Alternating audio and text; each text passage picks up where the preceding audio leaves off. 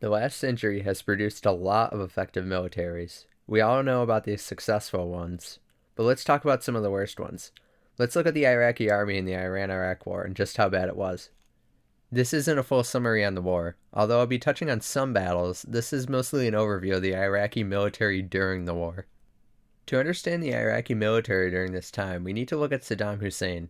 He was the dictator of Iraq and a fan of people such as Stalin and Hitler and how they attained power and controlled it. Saddam would do things that crippled his military even before the war started. This included things such as purposely promoting incompetent commanders because they were so bad at what they did that Saddam knew that they would never be able to overthrow him. This is known as politicalization of an army. Saddam was so afraid of a coup that he purposely made it so that his military was dysfunctional and was better at stopping coups than fighting another military. This has happened a lot in history and has sometimes ruined armies. But this alone cannot be to blame for the failure of the Iraqi military during this war. The PLA in the Korean War was highly politicized, yet they were still very effective. Saddam's military also had other problems, such as political officers getting involved, such as those seen in the Soviet Union, which enlisted men and junior officers usually disliked, and conflict between Shia and Sunni, which also affected the military. But on paper, the Iraqis were formidable. They had ordered vehicles from the Soviet Union and France. These included T-55s and T-62s, which were somewhat outdated but very capable vehicles. The French also supplied some AMX-30s, which too were a powerful weapon, but the best tank the Iraqis had would be the T-72, which they also got from the Soviets. The Iraqis had a formidable and powerful tank force before the war started, 2,200 tanks. That's a decent armored force for the size of Iraq.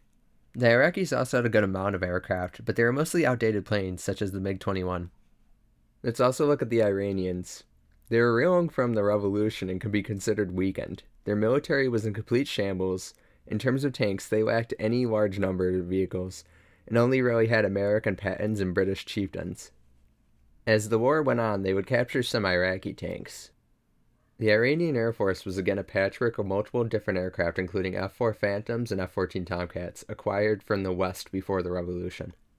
There were a couple of reasons for the Iran-Iraq War, but I'm not going to get into those at this time. As I said, this video is about the Iraqi military and not about the war itself.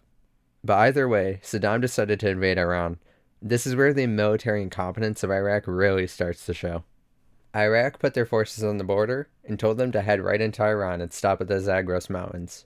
Yes, literally that. Just head into Iran. No planned operations or how to proceed, just walk right into it. The Iraqis were also going to use the Israeli method of destroying the Iranian Air Force in a preemptive attack. On September 22nd, the Iraqis launched their invasion. Let's look at the air first. First off, there was no reconnaissance of any Iranian targets. They were relying on information months and even years old. The Iraqi pilots were given their targets about 2 days before the operation began, and were led in thinking it was all a training exercise. The Iraqis managed to gather a grand total of about 100 aircraft and pilots, and handed out a huge list of targets for each one, as well as targets that were too large for the aircraft on hand to destroy, such as certain kinds of infrastructure. When it all started, the Iraqis had the wrong munitions on their aircraft at times, and made dozens of mistakes. For example, many Iraqis would see Iranian jets lying out right in the open, and instead of hitting them, they would stick to their original targets, such as a bridge that was way less rewarding. The Iraqis were also so bad that when they did try to attack the Iranians, they were so inaccurate that the Iranians couldn't even tell what they were attacking because the bombs fell so far away from the targets. After the attacks were finished, the Iraqis did not do any follow-up attacks or go fly reconnaissance missions to see how they did. In total, the Iraqis destroyed a whopping 3 aircraft. No Iranian bases were put out of action. The Iranians would have complete air superiority the next day, and would beat almost every Iraqi pilot in the air. Keep in mind, Iran lost a huge part of its air force in its revolution. The Iranians even started attacking bases in Iraq itself. Now let's go to the ground operation, if that's what you want to call it. The Iraqis held the advantage in numbers, 5-1, but in some locations the ratio was even higher. The Iraqis also had much better equipment than their Iranian counterparts. The Iraqis started their ground offensive and moved forward, slowly, very slowly. The Iranians didn't even have to do much to slow the Iraqis down, just occasional pot shots and sporadic artillery. Iraqi mechanized formations, that is troops and armor mixed together for punching power and speed, decided to hold up for entire hours and even days to shell everything in front of them with artillery. Sometimes there were no Iranian forces at all in front of them, and they knew it, yet shelled anyway. Besides bypassing some of these positions, the Iraqis just sat around. Iraqi forces conducted no patrols or went out to spot the enemy. No intel was also relayed to Iraqi forces advancing from higher levels. No photographs or anything. Iraqi forces from top to bottom were failing to communicate with one another, and there's misinformation and lies everywhere. All these things combined made the Iraqi army very ineffective, but they did make some progress, notably taking Khorramshahr. But the Iraqi invasion stalled, and no progress was to be able to be made. 3 months after the initial invasion, the Iranians had managed to put enough forces in the field to outnumber the Iraqis 2-1. Saddam was more than willing to make peace and return the borders back to normal, but Iran said no. They now had the Iraqis right where they wanted them, and prepared to launch their own offensives. The Iranians used human wave attacks and managed to surprise and overwhelm the Iraqis, who were unfamiliar with such attacks. Then Iranian armored forces also did well, enveloping and encircling Iraqi units. The Iraqis again fought poorly. The officers never shifted any forces to meet an attack. No patrols were ever sent out or reconnaissance done, so the Iranians were constantly surprising the Iraqis with such attacks. Iraqi armored forces showed no care and only attacked when ordered to by the highest levels of command, otherwise they refused to counterattack at all. They never tried to plug these breakthroughs and otherwise just let them go. Soon the Iraqis were pushed out of Iran altogether. But interestingly enough, the tide of war actually turned in the favor of the Iraqis, for a couple of reasons. The first one being that Iran was invading Iraq now, so it was a lot easier to get troops to fight for their home instead of invading another country. Another reason was that the Iraqis are really good at building fortifications, and the Iranians could not seem to overcome these, including barbed wire and pillboxes. There is now support from the rest of the world. The United States and the Soviets, in one of the only times in the Cold War that they teamed up, started supplying the Iraqis with tons of weapons. The battered Iraqi armored force grew to 5,700 tanks. Other Arab states were funding the Iraqis, and the US was providing much needed intelligence on Iranian forces, including troop movements, among other factors. The Iranians, on the other hand, were isolated. No one supported Iran with equipment, not the US, USSR, Britain, China, or France, or any other large power. They did receive some equipment from Syria, Libya, and even North Korea, but nothing to compete with a T-72 or T-62. The Iraqis were also using chemical weapons, in which the Iranians had no counter for, as they relied more on human wave mobs and did not really bother to equip their forces with gear on a large scale to counter this. But one of the largest factors came through Saddam. He started to depoliticize his military in 1982. He executed and fired as many as 300 commanders. Then instead of putting more incompetent people in their place, he instead started to promote based on skills and how effective the individual had been in past engagements. This depoliticalization took some time, but as time went on, the amount of Iraqi victories started to grow and grow. More effort was focused on the Iraqi junior officers and trying to get them to be more aggressive. Iraqis also started to pay more and more attention to combined arms warfare and started to hold entire units in reserve to kick the Iranians out if they breached. The Iraqis were becoming somewhat of an effective military, but problems still persisted on the Iraqi tactical level. Armor commanders never used their armor to their full potential, instead moving slowly. Air support was almost non-existent, and Iraqi artillery was so bad that it fired upon their own forces as much as the enemy. The Iranians still refused to make peace, and the war developed into a stalemate. Over a 4-year span, the Iranians launched 6 major offensives just to have them all crushed with a huge amount of losses on both sides.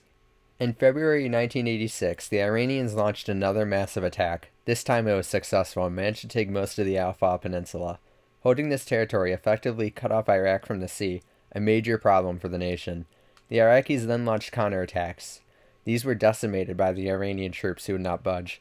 The Iraqis then sent more forces down, including the Republican Guard, to stop the advance. They managed to hold the Iranians, but were unable to take any ground. The Iraqis then organized and launched a major counteroffensive. The Iraqi Air Force was actually managing to do something, flying as many as 200 close air support missions a day.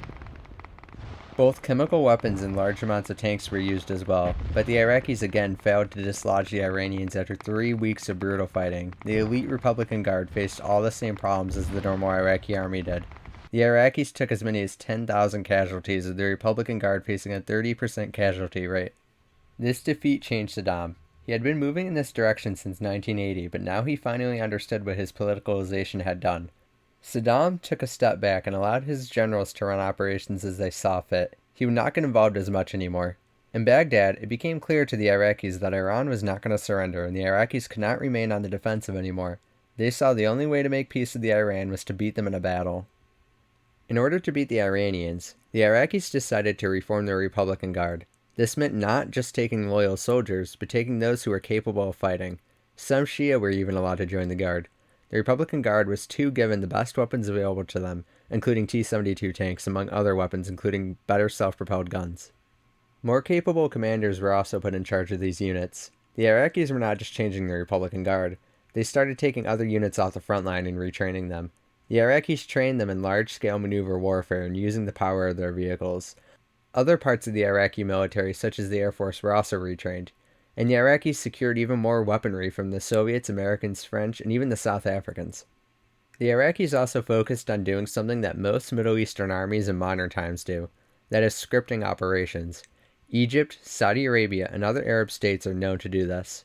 They train for a specific mission and follow a script. For example, the Iraqi armored forces would only maneuver in a certain way in these drills and never change up the plan and never change the directions they maneuvered because it was scripted.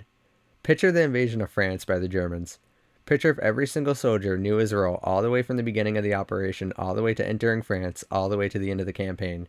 They knew every town, every hill, every bunker, and what they'd do in every single situation they found themselves in these locations. Rehearsing these operations would be done repeatedly until everyone knew what to do from memory. A soldier, for example, would practice moving his squad into a specific building they would encounter for months until it was like second nature for them. There's no flexibility and no innovation, and everything needs to be done a specific way. It may seem a little awkward and nuts to us in the West, but this is the way the Iraqis did it, and this is the way most Arab armies still do it today. The reason for this scripted training was that they could not rely on their field officers to take aggressive action, because they were either unmotivated or didn't understand how to. The Iraqis got these drills down to the minute in some spots. If the Iraqi junior officers followed these scripts, they would win. These plans were given to these reform divisions, including the Republican Guard, for them to learn. The forces would train as many as 14 hours a day to learn what they would need to do during these offensives, and they made sure to master it. The forces involved trained with one another, and eventually they would be able to perform what they needed to do just from memory alone. As this was all going on, the Iranians meanwhile launched another offensive. It failed yet again, though. While the Iranian attack stalled, the Iraqis were preparing for a set of 5 major offensives of their own. They would stun the Iranians into defeat and force a ceasefire. This, combined with American intelligence on where Iranian positions were, meant the Iraqis had a chance to end the war. During late June 1988, these attacks were launched. Operation 40 Starts was centered in the north around the Iranian city of Mehran. Using combined artillery and air support, as well as armored formations and nerve gas, the Iraqis managed to decimate a revolutionary division of the Iranians and take the city and its surrounding heights. Similar situations happened near Doloran, Mashnan, and at the Battle of Fish Lake. Entire Iranian units were encircled, as well as other penetrations into Iran. These large rehearsed operations were able to tear apart the Iranian forces. Deception was also key. The Iraqis made the Iranians constantly redeploy to sectors that the Iraqis were firing into as to distract the Iranian forces, which worked, allowing even more massive breakthroughs. It's important to note that anytime something happened that wasn't scripted, like an unexpected Iranian counterattack for example, it almost always threw Iraqi forces off and threatened the operation, as the Iraqis did not know how to handle these unscripted events.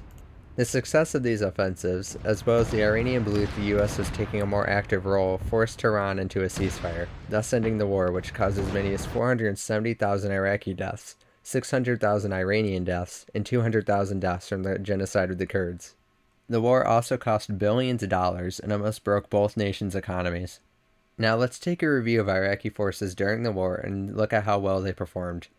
They did awful. In the beginning, in the middle, and the end. They did awful all around.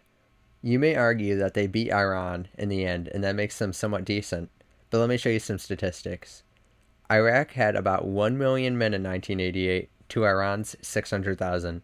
Iraq had 4,000 to 5,000 tanks to Iran's 1,000. Iraq had over 600 aircraft to Iran's 50. The Iraqis outnumbered the Iranians in every situation 10 to 1, 20 to 1, and even in some cases 50 to 1. For example, during an offensive in the Majdan marshes, 2,000 Iraqi tanks were concentrated against just 60 Iranian tanks and faced some issues there.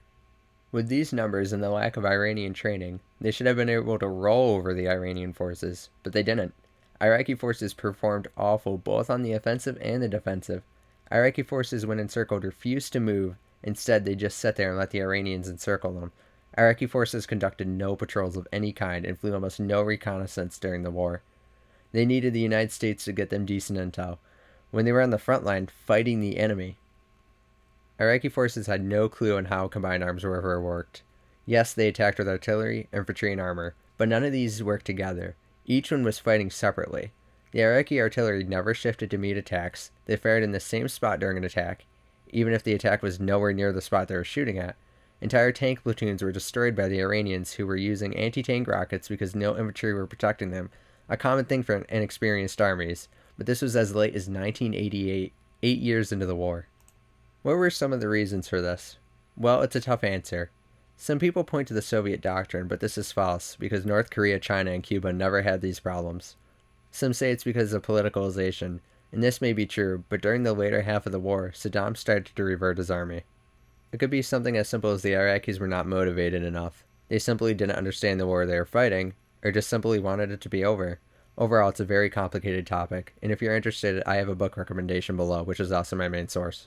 But there is some credit to the Iraqis. They did manage to depoliticize their army, which led to some success.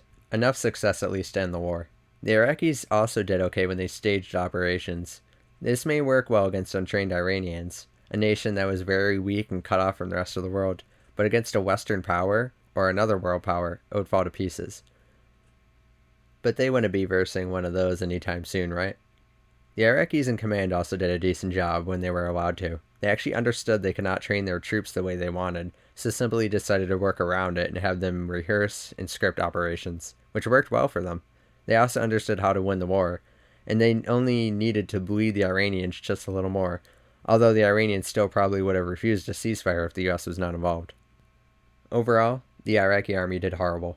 They outmatched the Iranians in everything: more aircraft, armor, troops, and not just outnumbered them in some spots, but really outnumbered them, 50 to 1 in some locations, and they still had problems handling these small groups of Iranians. The Iraqis also failed to use their equipment to their full potential. They had a behemoth vehicle like the T-72, and they had a good amount of them as well, and still couldn't use the tank the way it was meant to be used, along with every other vehicle they had at their disposal. The junior officers lacked motivation or the knowledge in how to attack and defend correctly. Instead of simply encircling Iranian troops, they decided to move slowly into them. At the end of the war, Saddam believed his army to be completely changed. He thought the problems in which he faced early on in the war had gone away. He had as many as 5,000 tanks, had 1 million troops, and had very capable commanders. But in reality, his army was a disaster waiting to happen. A mob waiting to be smacked around, and an armored force that was so inflexible it would snap under any pressure. And all that was needed was someone to do the bending.